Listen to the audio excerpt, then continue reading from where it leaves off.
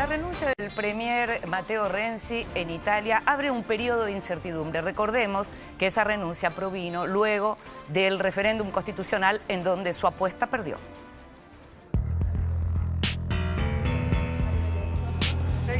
L'esperienza del mio governo finisce qui. Volevo cancellare le troppe poltrone della politica italiana, il Senato, le province, il CNEL. Non ce l'ho fatta e allora la poltrona che salta è la mia. Matteo Renzi, el premier más joven de la Italia democrática y uno de los líderes más prometedores de Europa, no pudo sobrevivir a la muerte anticipada de su proyecto reformista. Renzi, de 41 años, había atado su destino político al plebiscito con el que pretendía reformar la Constitución de 1948, buscando bajar los costos de la política y agilizar los procesos legislativos a través de la reducción de los poderes del Senado. Por eso, el triunfo del no, con el 59,11% de los votos, se convirtió en un plebiscito sobre la gestión del joven primer ministro asumido en 2014, quien había anticipado su intención de renunciar si no obtenía un resultado satisfactorio. Claro que el rechazo ciudadano a la reforma constitucional no solo provocó la renuncia de Renzi, sino que también abrió un escenario impensado en la Italia actual. Otro motivo de preocupación para una Europa que aún no se repuso del Brexit británico de junio pasado.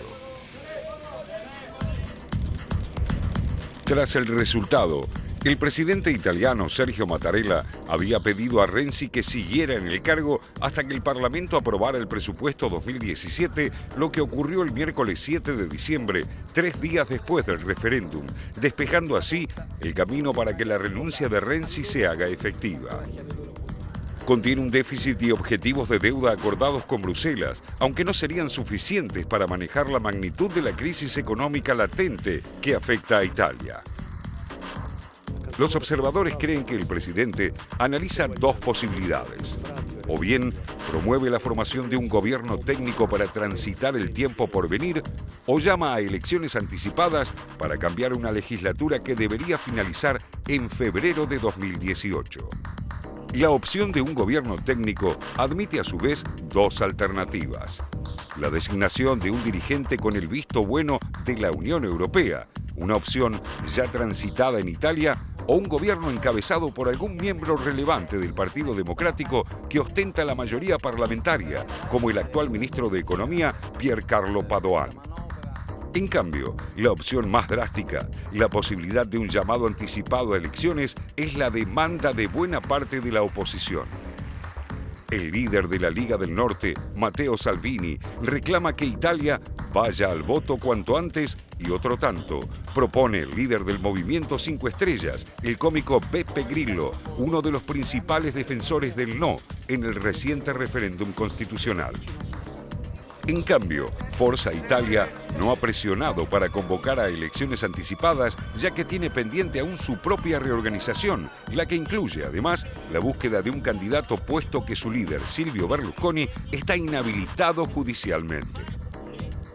No obstante, para que esta opción tenga alguna posibilidad de concretarse, debería modificarse la actual ley electoral, ya que la norma vigente, la denominada Italicum, aprobada por Renzi y pensada para ser aplicada tras la reforma electoral, prevé que solo los integrantes de la Cámara de Diputados sean elegidos en las urnas.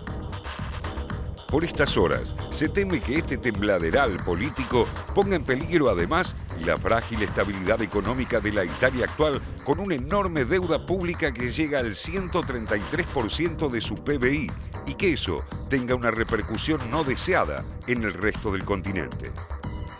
Desde Bruselas, los ministros de Finanzas de la zona euro repitieron al unísono que la salida del premier italiano es solo un asunto de política interna y que esto no perjudicará la economía del bloque. Tampoco disimulan que sus preocupaciones pasan más por las elecciones presidenciales de mayo en Francia que por la renuncia de Renzi en Italia. El tiempo por venir dirá si estaban en lo cierto. Muchas preguntas para hacernos sobre Italia. o para hacerlas. Entonces elegimos hacerlas y se las vamos a hacer a Gabriel Puricelli, analista internacional y vicepresidente del Laboratorio de Políticas Públicas. Gracias por venir, Gabriel. Gracias por la invitación. Muy conocedor de la realidad italiana al mismo tiempo, ¿no? Algo que yo siempre le pregunto acá a Raúl de la Torre, cada vez que tocamos el tema de Italia y pensamos en la economía de Italia, digo, ¿cómo puede ser que, porque hablamos de incertidumbre ahora y en realidad cada vez que hacemos un informe sobre Italia hablamos de incertidumbre. ¿Cómo puede ser que la economía italiana haya crecido de la manera en que creció, siga siendo todavía hoy en crisis la economía que es, pese a la política? Bueno, justamente ese fue uno de los argumentos que intentó hacer y con los que falló Matteo Renzi en la campaña del referéndum. Él trató de argumentar que era necesaria e indispensable una reforma constitucional porque la incertidumbre política le ponía límites al desarrollo económico, cosa que tal vez sea cierta en la coyuntura italiana actual, signada por el estancamiento y el alto desempleo juvenil, casi como todos los demás países de Europa, aunque hay que decir que bajo Renzi empezó a haber un desempeño más dinámico de la economía, pero este argumento de que la inestabilidad política va en detrimento del desarrollo económico fue muy difícil de vender, sobre todo a generaciones italianas que vieron a un país devastado por la posguerra transformarse en 30 años en la quinta economía del mundo, ¿no? Ahora, Gabriel, uno ve a Renzi con 41 años y lo ve tan diferente del resto de los políticos italianos conocidos que son gente muy grande. Efectivamente, cuando él aparece, uno dice, bueno, al fin, un rostro joven. Hace un rato hablábamos de la necesidad de rostros jóvenes en la política chilena. En Italia estaba Matteo Renzi. Sabemos poco de Renzi. ¿Quién es Renzi? ¿Cómo llegó a primer ministro? Bueno, Renzi viene del asociativismo, fue dirigente del movimiento Scout en Italia, fue alcalde de Florencia, es de origen democristiano o alguien que entró a la política en las postrimerías de la democracia cristiana, inscribiéndose en la corriente progresista de la democracia cristiana, y es por esa vía que llega, como tantos otros democristianos progresistas, Enrico Letta, su predecesor, y otros que se incorporan al Partido Democrático, esta fusión en frío entre el viejo Partido Comunista Italiano y las corrientes progresistas de la democracia cristiana, de la que proviene justamente Matteo Renzi. ¿Por qué se dice esto de que no se lo votó a Renzi? Bueno, justamente uno de los errores estratégicos que habría que señalar de la campaña del referéndum es que Renzi la planteó prácticamente como una campaña electoral. En una campaña electoral en Italia, para llegar al gobierno no hace falta sacar el 50% de los votos. Sacar el 40% de los votos, como obtuvo el sí en el referéndum, sería un resultado más que saludable en una elección para el gobierno. Sin embargo, una campaña planteada en esos términos, algunos decían, incluso algunos de los más leales a Renzi, planteaban que era un error. Un error además que se fue ratificando en varios tiempos, porque él lanza la propuesta del referéndum antes de las elecciones municipales. Las elecciones municipales resultaron desastrosas para el Partido Democrático. Vino después el terremoto, que creó una situación política y social bastante conmocionada en Italia. Tuvo la oportunidad, bajo el pretexto muy razonable de que el gobierno debía concentrar sus esfuerzos en la reconstrucción, para suspender el referéndum, y sin embargo no lo hizo, a pesar de que las elecciones municipales terminamos viendo con el diario del lunes que fueron una anticipación de lo que podía llegar a pasar, y pasó el 4 de diciembre. Claro, mis colegas te van a hacer unas preguntas. Sí, hola Gabriel, buenos días. Hay una muy baja representatividad de los partidos políticos que van a tener que hacer una ronda de encuentros con Sergio Mattarella para ver si se forma gobierno. Hay quienes están diciendo que esto va a ser, o sea, se va a quedar la situación hasta el verano que viene, europeo, por supuesto, donde ahí van a anunciar elecciones anticipadas con un gran ausente que está presente, que es Silvio Berlusconi, que podría dar la balanza en el medio, curiosamente, entre la ultraderecha y la izquierda. ¿Cómo ves esto? Primero, que con la baja representación y la resolución del conflicto. Bueno, Berlusconi es uno de los que apuestan porque efectivamente el gobierno que debería anunciar probablemente mañana mismo el presidente de la República, Mattarella, dure hasta el verano, porque Berlusconi especula con que sus procesos judiciales para el verano ya hayan terminado de cumplir algunas condenas y haya recibido absoluciones en otros, son decenas los que tiene, y tener la posibilidad de volver a presentarse como candidato a presidente del... Como está. Exactamente, así es. es. Entonces, digamos, este es un factor que juega en favor de que las elecciones se posterguen. En favor de elecciones inmediatas, el reclamo que ya se ha mencionado aquí, la Lega Nord, el partido separatista del norte, fuerte en el norte de Italia, el movimiento 5 Estrellas, y el propio Matteo Renzi, que justamente esta es otra clave para explicar el referéndum. Renzi llega al cargo de presidente del Consejo de Ministros sin pasar por elecciones, porque como en las elecciones de febrero del 2013, el Partido Democrático y sus aliados en aquel momento de centroizquierda alcanzaron mayoría en la Cámara de Diputados, pero no en el Senado, no pudieron designar presidente del gobierno a Pierluigi Bersani, que fue su candidato, tuvieron que cambiar de aliados, abandonar al centroizquierda y aliarse con Forza Italia inicialmente para ser primer ministro a Enrico Letta, y luego, en un segundo paso, Matteo Renzi llegó al gobierno. Es decir, un presidente del Consejo que en su mejor momento fue muy popular, que ganó con una diferencia nunca vista prácticamente en las elecciones europeas, pero que sin embargo nunca sometió su nombre a la consideración de una elección. El referéndum para Renzi era su momento de legitimación, falló. Ahora es el propio Renzi el que insiste también en que haya elecciones inmediatas, porque se siente paradójicamente fuerte, porque considera que ese 40% que obtuvo en el referéndum es un gran capital para una elección, como lo decíamos antes. Paradójicamente también, siguiendo tu razonamiento, el Senado termina votando el presupuesto por esta cuestión de confianza, es decir, sin debate, lo cual no deja de ser un triunfo para Renzi, a pesar de que él mismo quiso reformar ese Senado. Es decir, no deja de ser paradójico todo en Italia.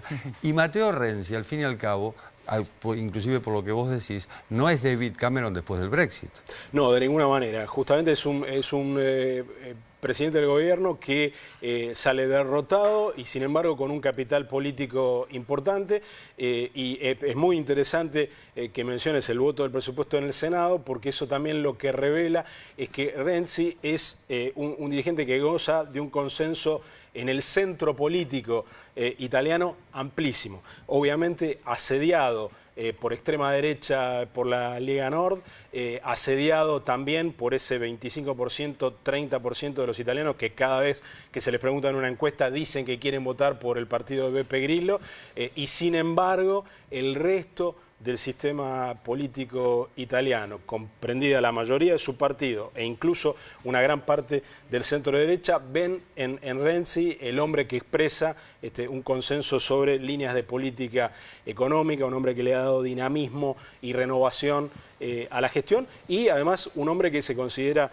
en parte imprescindible en un momento donde Italia está enfrentando la posibilidad de que vaya a la quiebra el Monte dei Paschi de Siena, que es uno de los bancos más importantes, una quiebra que junto con los problemas que está teniendo el Deutsche Bank podría ser gravísima para el euro.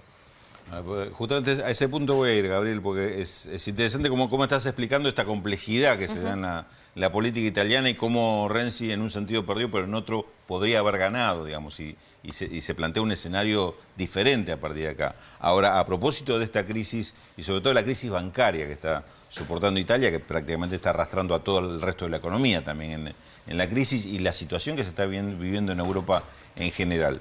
Hay una pregunta, si se quiere, combinada que te quería hacer. Por un lado, ¿es posible que Italia afronte, un gobierno italiano afronte esta crisis sin suficiente poder, un gobierno muy poderoso para afrontar y tomar las decisiones que tenga que tomar? Digamos, si ese gobierno puede ser Renzi u otro en estas alternativas. Y por otro lado, te quería preguntar cómo afecta esto al resto de Europa, si esto también no es mayor incertidumbre para toda la zona euro.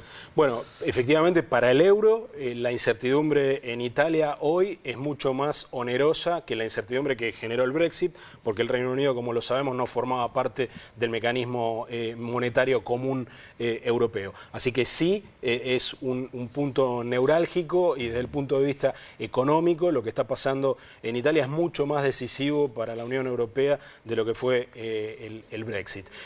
Por el otro lado, hay que decir que la historia política italiana está llena de paradojas. Empezamos esta conversación hablando de eso, y ha habido muchos gobiernos técnicos teóricamente más débiles desde el punto de vista de la legitimidad popular, que en Italia han llevado adelante importantes reformas económicas. El gobierno de Mario Monti antes de la elección de febrero del 2013, el gobierno muy extenso de Carlo Azeglio Ciampi, que después fue presidente de la República, el propio gobierno sí legitimado electoralmente de Romano Prodi, pero que tenía que enfrentar condiciones durísimas para ajustar la economía italiana para que entrara en el euro en los años 90, son todos ejemplos de gobiernos cuya legitimidad de origen era débil o estaba en cuestión y que sin embargo llevaron adelante reformas económicas decisivas. Y esta creo que es otra de las paradojas que vuelve a nuestra conversación del principio. Vemos un país endémicamente inestable en lo político, pero que sale adelante con enorme energía en lo económico. Ahora, hablábamos del movimiento 5 Estrellas. Decíamos, movimiento no es un partido, es un movimiento, así se reivindican, son los antisistema. Hablábamos de Beppe Grillo y hablábamos del triunfo que tuvieron en las municipales en su momento, pero también lo que uno lee, por ejemplo, es que la gestión en Roma deja bastante que desear. Y sin embargo no parece que eso estuviera influyendo en el ánimo de la gente a la hora de pensar quién los representa. Efectivamente. Bueno, la gestión en Roma de la alcalde Virginia Raggi es considerada unánimemente desastrosa. No parece que haya ningún impacto para los 5 Estrellas en las elecciones. La propia elección en Torino, que fue la otra en Turín, sí, la otra gran capital que ganaron en las municipales, la gestión saliente era unánimemente considerada una gran gestión y sin embargo pierde. Es muy interesante cómo se sostiene en Italia, como prácticamente en ningún otro país de Europa, un movimiento que es prácticamente pura protesta y que realmente no sufre la prueba del ácido de la realidad, porque si nosotros miramos otros movimientos como el Partido de la Independencia del Reino Unido, sí, después del Brexit prácticamente estalla en el aire. Perdóname, Gabriel, cuando dices pura protesta, estás diciendo no hay propuestas concretas. Bueno, no, eso sería injusto decirlo así, pero es claro que la parte de su electorado que adhiere más fervorosamente al movimiento y que menos dispuesta está a cambiar de opinión respecto a su intención de votar, por ello es la menos interesada por las propuestas que el partido sí tiene, porque también en esto Grillo es un rara avis, ha buscado a nivel europeo aliados en la derecha, pero tiene propuestas que en lo económico están más a la izquierda de cualquier izquierda institucionalizada en otros países. Es decir, es un movimiento que propone el paradigma del decrecimiento económico. O sea, no existe ningún partido, ni siquiera comunista o trotskista, en otro país de Europa que se anime a ir en esa dirección. Es decir, es un movimiento muy paradójico, muy difícil de leer, porque no está para nada desprovisto de propuestas, algunas muy audaces, pero el núcleo duro de sus votantes parece estar expresando una pura protesta. Al menos esto es lo que sugiere el hecho de que nadie cambie de opinión respecto, o casi nadie cambie de opinión, respecto de querer votarlos después del desastre a cielo abierto que es la gestión en Roma, no así en Turín. No así en Turín. Muchísimas gracias, nos ayudaste muchísimo a entender algo que realmente es muy complejo, así que gracias, Gabriel Puricelli.